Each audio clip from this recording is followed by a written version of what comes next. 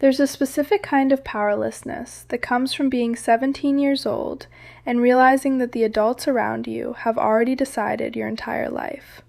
Not suggested it, not guided you toward it, decided it. And they did it with such certainty, such calm, such complete confidence that they were acting in your best interest, that it took me years to understand that what happened to me was coercion. My name is Hannah. I'm 28 years old now, and I left the Amish community when I was 27. Before I left, I was married to a man I didn't choose, who was married to me because of a decision made by my father and the bishops in our community. This is the story of how I became a wife before I became a person. I was born the third daughter in a family of 9 children in Holmes County, Ohio. My father was a bishop in our Old Order community, which meant he held a position of authority not just over our family, but over the entire district. My mother was quiet, the way bishops' wives are supposed to be. And I was raised to believe that my father's word was the closest thing to God's word that I would ever experience. When I was small, I didn't notice this. I was loved. I was clothed. I was fed. I was taught to work hard and to obey without question. These seemed like the same things. Love and obedience were braided together so completely that I couldn't tell them apart. When my father made a decision about something, that was love. When he corrected me, that was love. When he told me no, that was love. By the time I was 16, I understood that my life had a predetermined path. I would finish 8th grade, which was as far as Amish education went. I would work, either helping at home or cleaning houses for English families, and I would marry.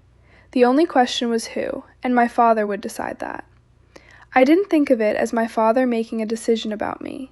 I thought of it as the way things were, the way they had always been, the way God wanted them to be. My older sisters had married men our father chose for them. My cousins had married men the bishops chose for them. This was not unusual. This was not cruel. This was simply the structure that held everything together. What I didn't understand was that the structure depended on me never questioning it. It depended on me never asking, what do I want?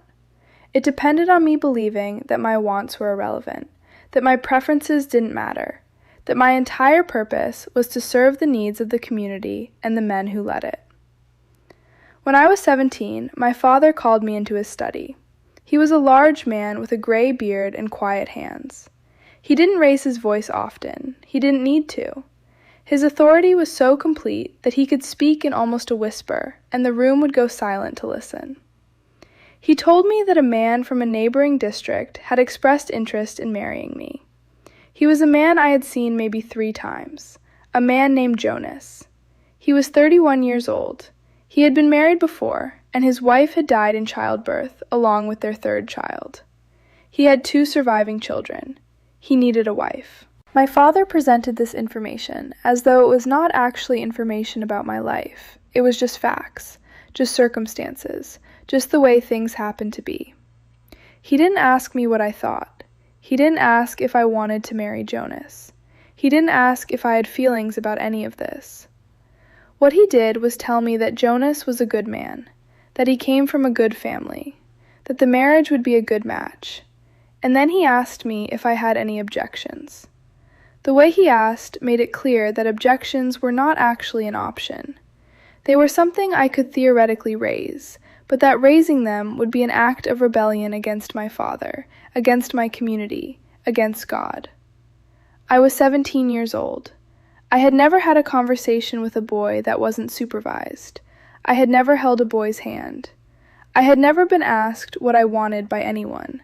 And now I was being told that I would marry a widower twice my age who had children, and that this was what love looked like. I didn't say anything. I sat there in my father's study and I said nothing, because nothing I could say would change the outcome. I understood that with perfect clarity.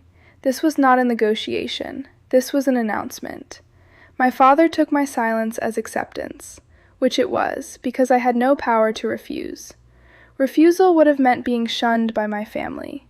It would have meant being cast out of my community. It would have meant being alone in a way that was unimaginable to me.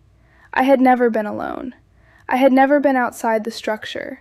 The thought of being outside it was more terrifying than the thought of marrying Jonas.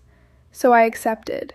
I said yes, or rather, I didn't say no, which amounted to the same thing. The engagement period lasted 3 months. During that time, Jonas came to our house and we sat in the same room. My mother was always present. We didn't speak much. There was nothing to speak about. The decision had been made. Now we were just waiting for the logistics to be completed. He was polite. He never raised his voice. He never did anything that I could point to and say, "This is wrong." But he also made it clear that he expected me to be ready. Ready to leave my home. Ready to manage his household. Ready to care for his children. Ready to be a wife. I remember thinking about his dead wife. I remember wondering what she had been like, and whether she had wanted to marry him, and whether the fact that she died made him lonely or just determined to get another wife quickly. I remember thinking these things and then stopping myself from thinking them, because these were not questions I was supposed to ask. My mother began to prepare me. She taught me how to manage a larger household, because Jonas's house was bigger than ours. She taught me how to discipline children that weren't my own. She taught me how to be a wife to a man who had already lived a life without me in it. She taught me all of this with a kind of sad resignation, as though she was passing down a burden that had been passed to her. One afternoon, about a month before the wedding, she called me into the kitchen and we sat at the table. She was quiet for a long time. Then she said, "When you are married, your husband will want things from you. Things that might seem strange or uncomfortable at first. You will do these things because that is your duty as a wife. You will not say no.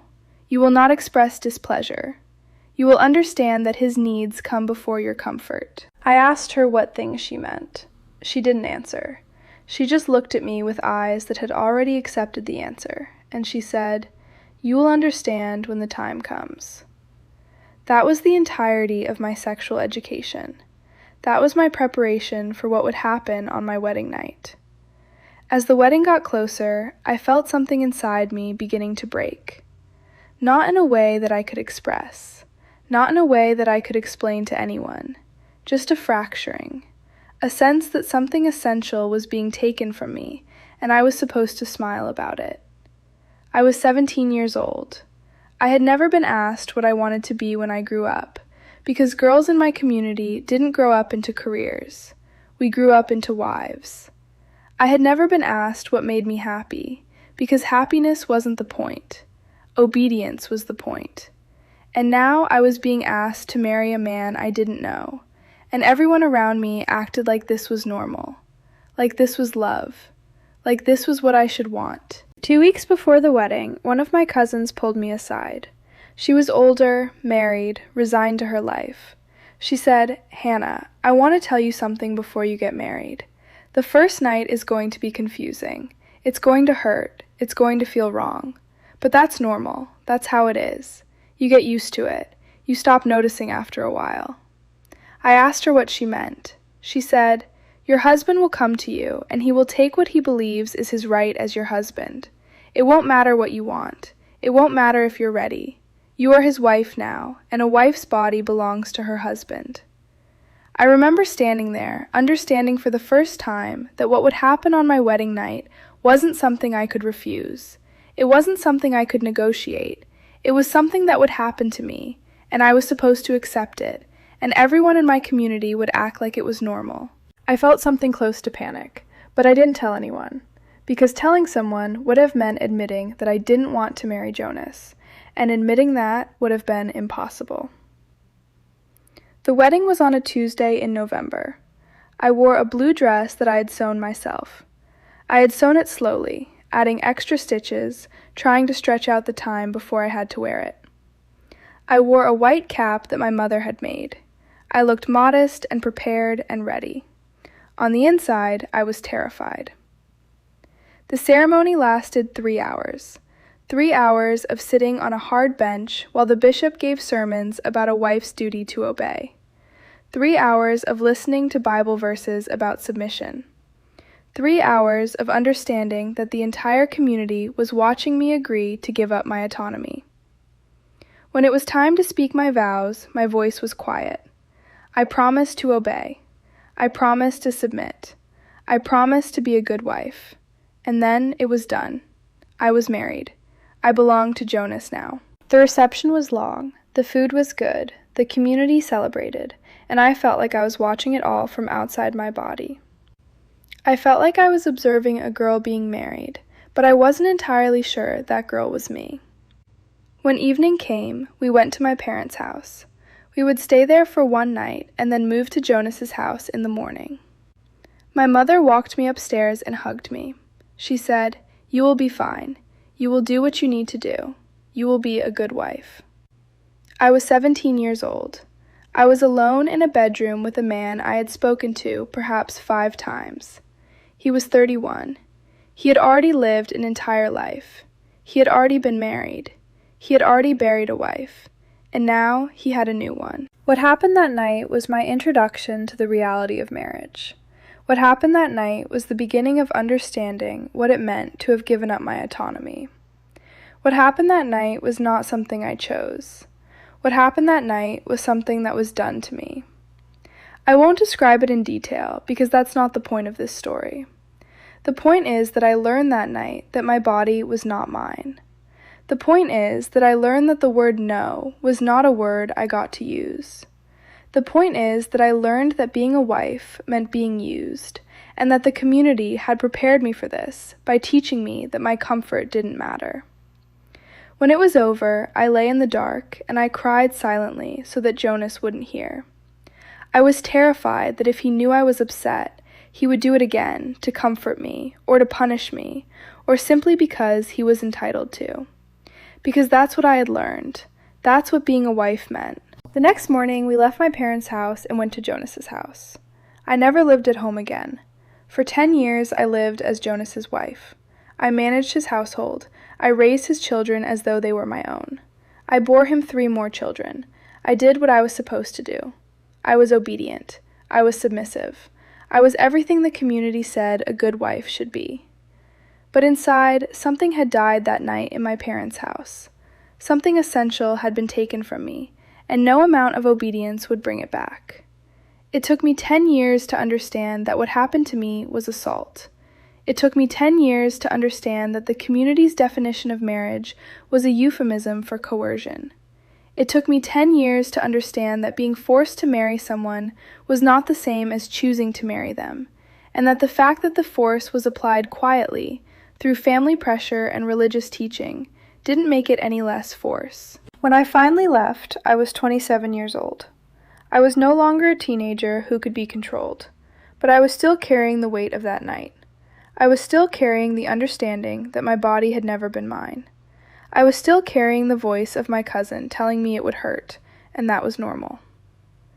What I want to say to anyone who is 17 years old and being told who to marry is this: you have a choice. It might not feel like you have a choice. The pressure might be so overwhelming that it feels like there is no alternative. The consequences might seem unbearable, but you have a choice. What I want to say to anyone who has already been married this way is this: what happened to you was not your fault. What was done to you was not because you were not obedient enough or willing enough. What happened was that a system that requires silence and obedience was applied to your body, and you were taught to accept it as love. You were not supposed to want something different. You were not supposed to question. But questioning doesn't make you bad. Wanting your own life doesn't make you sinful. Understanding that what was taken from you was wrong doesn't make you ungrateful. I was 17 when they forced me to marry him. I was 27 when I finally understood that I had the power to leave. Don't wait as long as I did. Don't give them 10 years of your life. Don't teach your body to accept things that your spirit knows are wrong. This is my story. If you are forced to marry someone, if you are being pressured into a marriage you don't want, if you know a girl who is 17 and being told this is her future, tell me in the comments. And subscribe if you want to keep hearing the truth from behind the prayer cap.